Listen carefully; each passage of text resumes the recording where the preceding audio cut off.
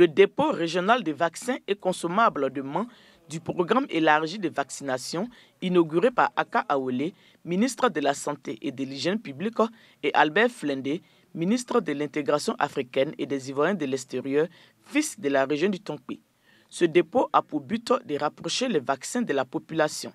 Il dessert 14 districts sanitaires de 4 régions, le Tonkpi, le Kavali, le Guémon et le Bafing. Il est réalisé par l'État et ses partenaires. Le dépôt régional de Mans que nous inaugurons aujourd'hui s'inscrit dans une série de 7 dépôts de vaccins et consommables régionaux que le pays a décidé de mettre en place avec le soutien financier de Gavi et l'appui technique de l'UNICEF. La constitution de ces dépôts régionaux s'inscrit donc dans le cadre de l'autonomisation et l'amélioration de la chaîne d'approvisionnement du programme élargi de vaccination. Ces équipements permettront de conserver à température idéale les vaccins nécessaires pour la vaccination des enfants de 0 à 11 mois, des jeunes filles de 9 ans et des femmes enceintes qui sont les cibles du programme élargi de vaccination. D'un coût global de 500 millions de francs CFA, le dépôt de vaccins de Mans est composé de 2 grandes chambres froides, 3 bureaux équipés, un magasin sec, un groupe électrogène, un château d'eau. Pour son fonctionnement, il est doté d'un véhicule de liaison, d'une ambulance et d'une moto. En marge de cette inauguration, le ministre Aka Awele a visité les chantiers de construction du futur centre hospitalier régional de Mans et celui du site Covid de Mans pour le diagnostic et la prise en charge des cas.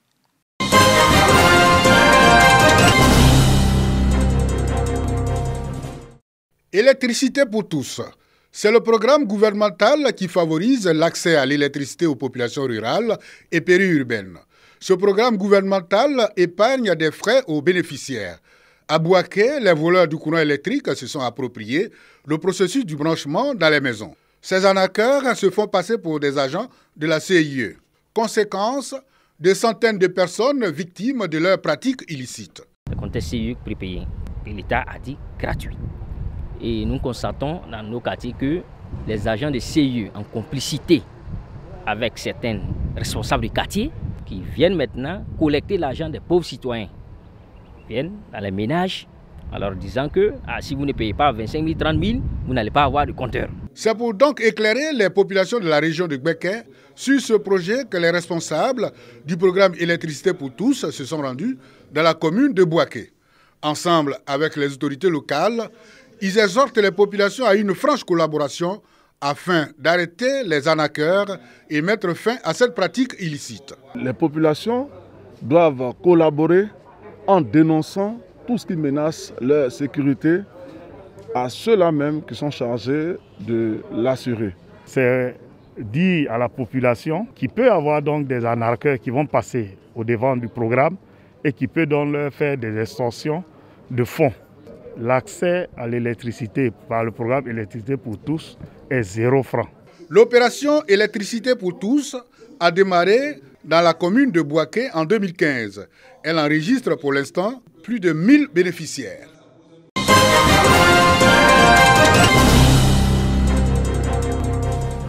Permettre aux enfants des ressortissants de Boyo à Abidjan de s'imprégner des valeurs socio-culturelles du village par un retour aux sources est le combat de Salimata Dambélé, présidente de la mutuelle de développement de Boyo, un village à 5 km de Kouto au nord de la Côte d'Ivoire.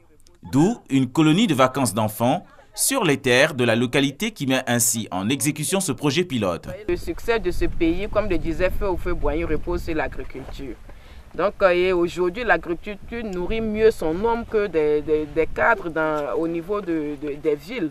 Donc il est bon d'envoyer les enfants pour qu'ils voient un peu, que ça leur donne des idées et que ça permette qu'ils sachent aussi que ce sont des personnes qui cultivent cette terre-là, qu'ils sachent ce qu'ils mangent tous les jours, d'où ça vient et comment c'est cultivé, comment ça produit.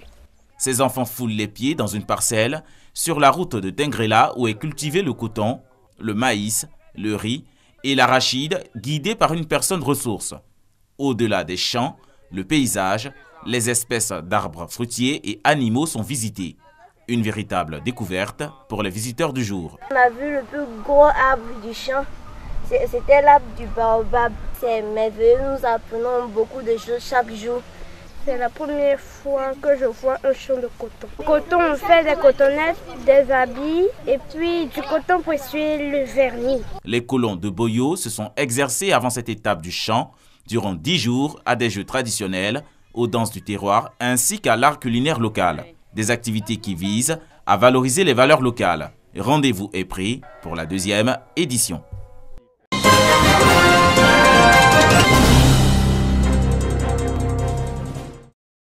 Pour un enseignement sur l'oufouétologie ou les œuvres de Félix Houphouët-Boigny, les 33 ans de pouvoir du père de la nation à la loupe de Rodolphe Nyangkou, 33 ans en quinquennat évoquant chaque mandature de Félix Houphouët-Boigny, soit 3 grandes périodes selon les transformations majeures enregistrées au plan économique, social et politique. De 1960 jusqu'en 1968, le président Félix Houphouët-Boigny a posé les bases économiques. À partir de 1968 jusqu'en 1977, on était dans le miracle économique ivoirien. À partir de 1977, on rentre dans la crise. Aussi évoqué les révolutions sportives, musicales et culturelles avec les stars Ernesto Diédié, Laurent Pokou, Gabriel Tiako ou Youssouf Fofana et les succès cinématographiques dont Ablakon de Désiré et Carré.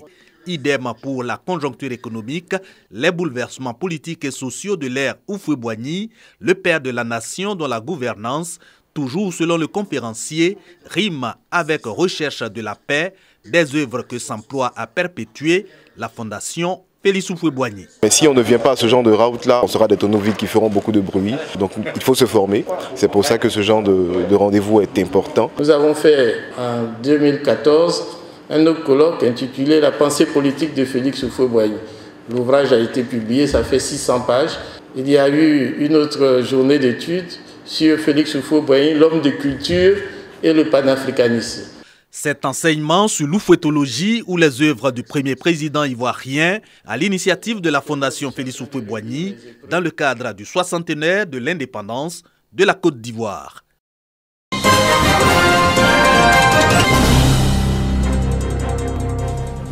Le 7 août 2020, la Côte d'Ivoire a célébré le 60e anniversaire de son indépendance à Lolobo. Cette célébration intervient au moment où le monde entier est sévèrement menacé par la crise sanitaire sans égale.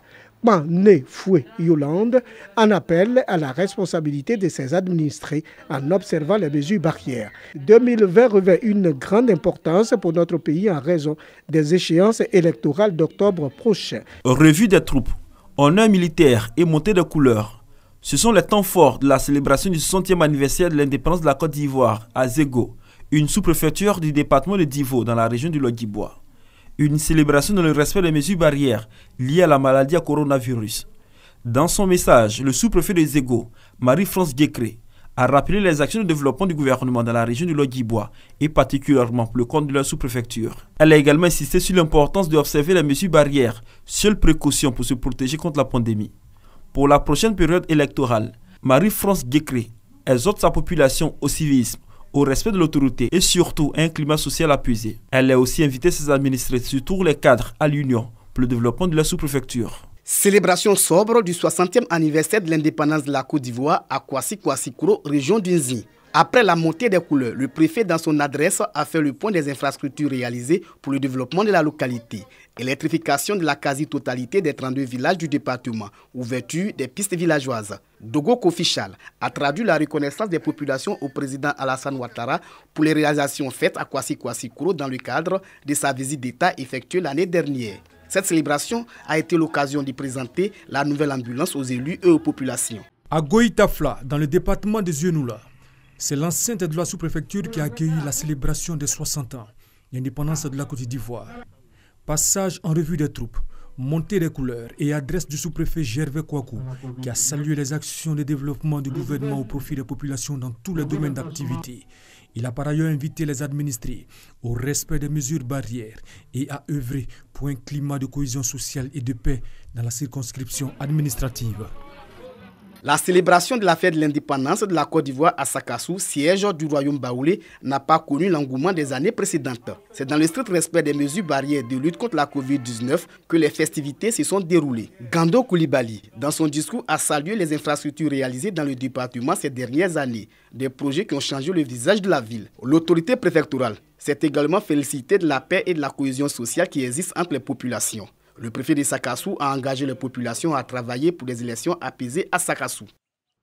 7 août 2020, le 60e anniversaire de l'indépendance de la Côte d'Ivoire limité à une cérémonie de prise d'armes en raison de la pandémie à coronavirus. À Atiegwako, Konane, Oulo Kwasi Brigitte a invité ses administrés au respect scrupuleux des mesures barrières à la propagation de la pandémie. Cependant, toutes les actions du gouvernement visant à améliorer les conditions de vie des populations seront poursuivies. Konane Oulo Kwasi Brigitte a relevé les actions prioritaires qui ont permis de faire reculer le taux de pauvreté. Fort de ces acquis, les Ivoiriens doivent être unis, réconciliés et cultiver la cohésion, gage d'une paix durable.